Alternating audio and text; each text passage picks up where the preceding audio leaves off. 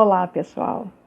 Como vocês já sabem, eu sou psicanalista e, além da formação em psicanálise, eu sou formada em Direito, eu sou bacharel em Direito. Por conta dessa formação em Direito, eu trabalhei muitos anos na Defensoria Pública do Rio de Janeiro. Eu trabalhava na Defensoria Pública de uma vara da Infância, Juventude e Idoso. E, além disso, eu tirava plantões da Defensoria também, em varas de família, enfim.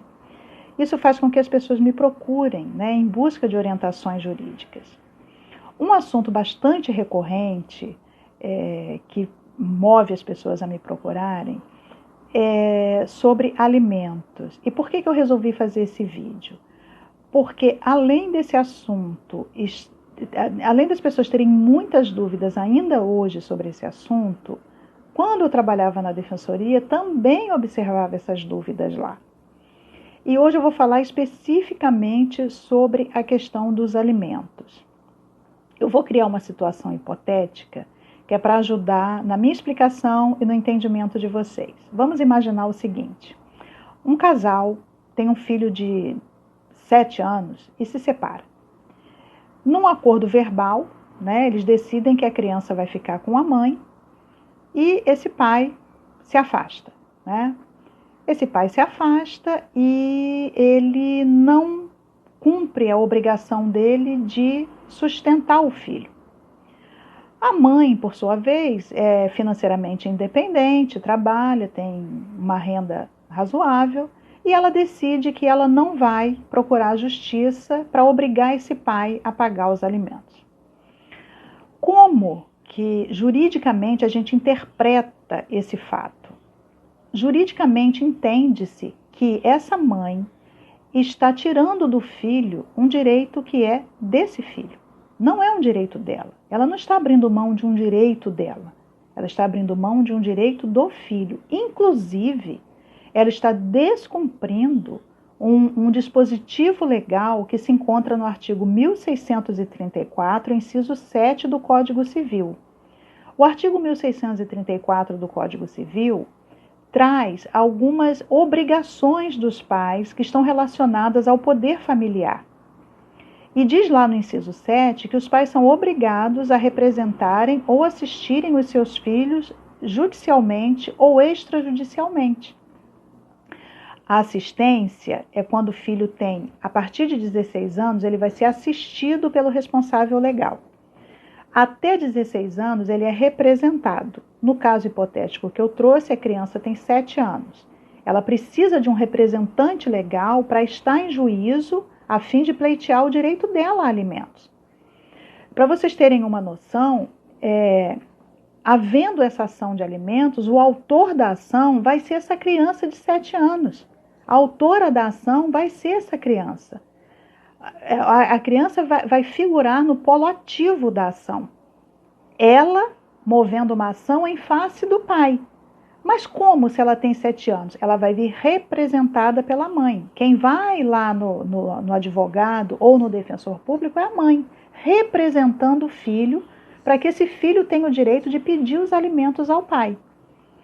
Uma situação muito comum que as mães alegam que não procuram a justiça para obrigar o pai a pagar alimentos é que, por exemplo, se ele pagar alimentos, ele vai ter direito de visitar.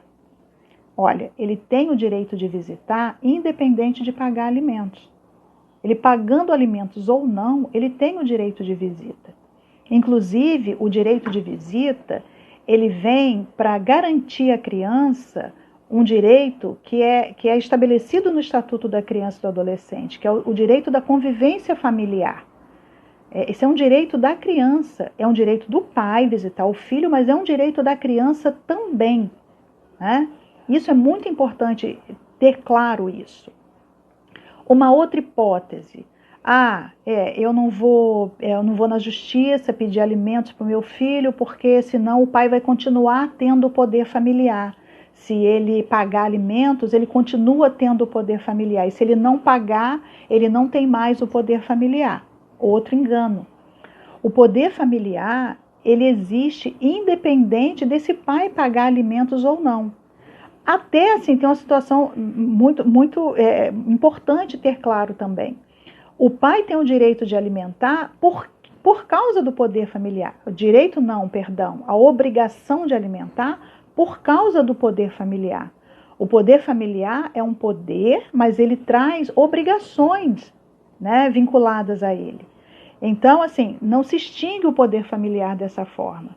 O poder familiar se extingue sim, mas quais são as hipóteses de extinção do poder familiar? Quando o filho faz 18 anos, acaba o poder familiar. Uma segunda hipótese, o filho não tem 18 anos, mas o pai morreu. Em relação a esse pai, não existe mais o poder familiar. O filho ainda não tem 18 anos e morreu. Pai e mãe não têm mais poder familiar. O filho está morto. E uma quarta hipótese é se um juiz competente determinar que está extinto o poder familiar. Essas são as únicas hipóteses de extinção do poder familiar. Não é porque o pai não paga a pensão que ele deixa de ter o poder familiar.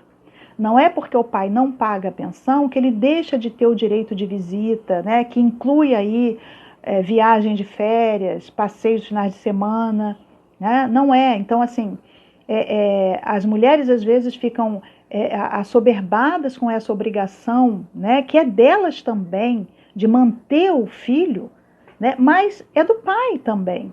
Né? A Constituição Federal de 1988 igualou homens e mulheres em direitos e obrigações. Então, assim, a mesma obrigação que o pai tem de alimentar, a mãe tem, mas é uma obrigação dos dois. Os dois têm obrigação. E quando eu deixo de representar o meu filho em juízo para que meu filho pleiteie os alimentos, porque na verdade é assim, né? O filho pleiteando alimentos, eu estou descumprindo uma norma do Código Civil, que é a obrigação de representar o meu filho em juízo para que ele tenha direito, para que ele tenha acesso à justiça para pleitear o que é dele por direito. Então, assim, é muito importante as pessoas terem isso claro, né? Porque, infelizmente, as pessoas não conhecem o direito, né? Eu até comentava com uma pessoa ontem, eu acho que direito tinha que ser ensinado nas escolas, né? A partir do 6º ano do ensino fundamental até o 3º ano do ensino médio. Eu acho que as pessoas deveriam ter aula de noções de direito, né? Porque nós temos muitos direitos e não conhecemos os nossos direitos. Quem faz uma faculdade de direito conhece, mas quem não faz, né, tem o direito e não exerce esse direito por falta de conhecimento. Né? Não é culpa das pessoas, é culpa de um sistema, né, educacional, enfim, um sistema político que nunca foi voltado para isso. Né? Então, todas as dúvidas que vocês tiverem, que eu souber, né, porque às vezes também eu não sei, mas eu pesquiso com carinho, eu também, assim, por conhecer essa dinâmica do direito, eu sei também como pesquisar, né, nas leis, na jurisprudência. Então, eu me disponho a ajudar vocês quanto a esses esclarecimentos, deixando claro que eu sou psicanalista, tá, pessoal? Eu não sou advogada, eu nunca fui advogada, eu trabalhava na Defensoria Pública, por isso eu não podia advogar, né? Nunca fiz a prova da ordem, mas, assim, o conhecimento que eu puder trazer para vocês, eu me coloco à disposição, tá bom? Fiquem bem, qualquer coisa podem me mandar as dúvidas de vocês, que eu estarei aqui pronta para responder. Um abraço!